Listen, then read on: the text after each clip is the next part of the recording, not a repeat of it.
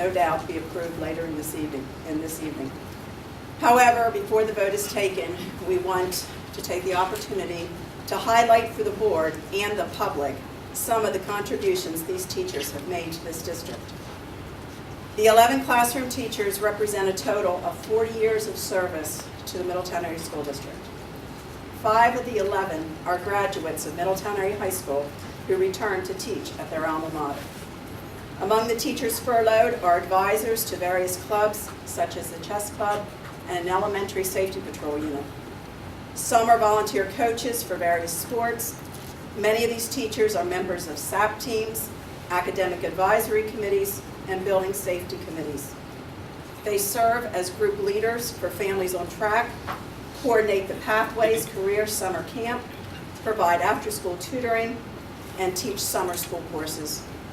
And they contribute to the T in PTO by serving as treasurers and as a chairperson for an Artist in Residence Committee. I could go on, but I think you get the picture. We're losing a whole lot more than just classroom teachers. Middletown Area Education Association would welcome the opportunity to sit down at any time with the administration and the school board to discuss ideas on how to cut expenses and close that budget gap so that we are never again faced with furloughing teachers. These 11 teachers have indeed made a difference each and every day in the lives of their students and have contributed greatly to the Middletown Area School District. They will be missed.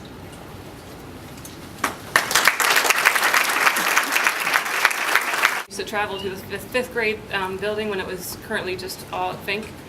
I teach chorus for 4th and 5th graders. I'm the music director for Kunkel's Theater Club. I'm the chairperson for the Artists in Residence at Kunkel that Vinny spoke of. And I'm also in charge of putting on school-wide performances for the winter and spring programs every year. Sorry, my heart's beating on my chest.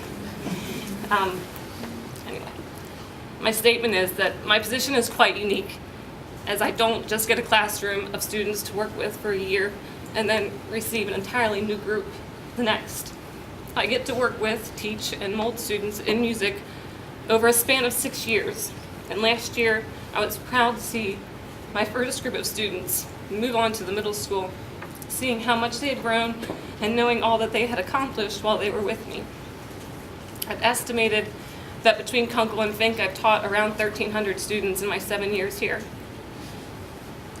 During my 7 years, the school district has given me the opportunity to do many things. My very first year, I was able to purchase and implement recorders in my 4th and 5th grade classes through the One for the Kids grant and use them to help teach students to read music. I was able to start a chorus program for my 4th grade students at Kunkel when Fink and Reed had already had one established. For my chorus groups, I've taken my top students to either Dauphin County Chorus or Songfest every year to participate and experience what it is like to sing in a larger choral ensemble with top singers and guest conductors.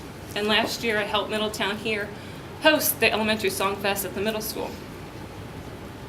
I've collaborated with my colleagues at Fink when it was an all 5th grade building to showcase and pull off some of the most creative and wonderful Arts Fest programs in the spring, which ranged in themes from Broadway to the American Bandstand. I've helped out with Kunkel's Theater Club for almost all of their shows since starting here, teaching and rehearsing music and dance moves after school. The principals I've served under have all allowed me to be as creative as I want when it comes to school-wide programs in the winter and spring. Last year, I based my spring program at Kunkel on 2 well-known authors, having each grade level put on a mini drama using music, movement, and instruments that would become my final project to my master's degree, which I recently received from Westchester University. Finally, as chairperson for Kunkel's PTO Artists in Residence, I've been able to bring more of the arts to our elementary students, showcasing music and instruments from Australia, such as the didgeridoo, ballet from the Pennsylvania Regional Ballet Group performing Peter and the Wolf, theater and drama from CASA, the Capital Area School of the Arts in Harrisburg, and mosaic artwork from the talented Justin Ayala in York.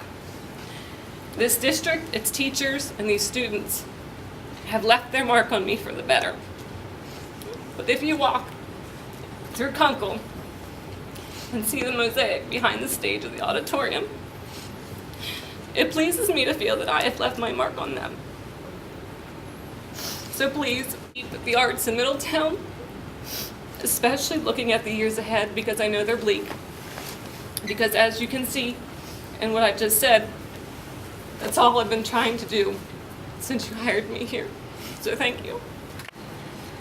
Monetarily, parents of our community save over $35,000 every year in insurance premiums. Our school gets a rebate every year. Money speaks, I know. We could go to that private contractor, but what interest do they have in our students? My only wish is that we think about it, reconsider it, maybe raise a lab fee. If I decide to retire, I've already talked to Dr. Weinstein that I would teach part-time as a subcontractor, not a contractor. I met with the head of safety education in the state of Pennsylvania last Thursday. Had a lengthy talk with him. He said, you can do it, there is a way. So I believe there is a way to keep the program. I think that you guys really understand the impact that the teachers have on us and will continue to have on us throughout our entire lives. What they teach us right now is going to be what we continue to learn and continue to teach our kids. And if we go into teaching, what they taught us is what we're going to teach them. And to all the teachers in here, from us students, even if I had you, if I didn't, I just want to say you guys did an amazing job, and thank you so much for everything.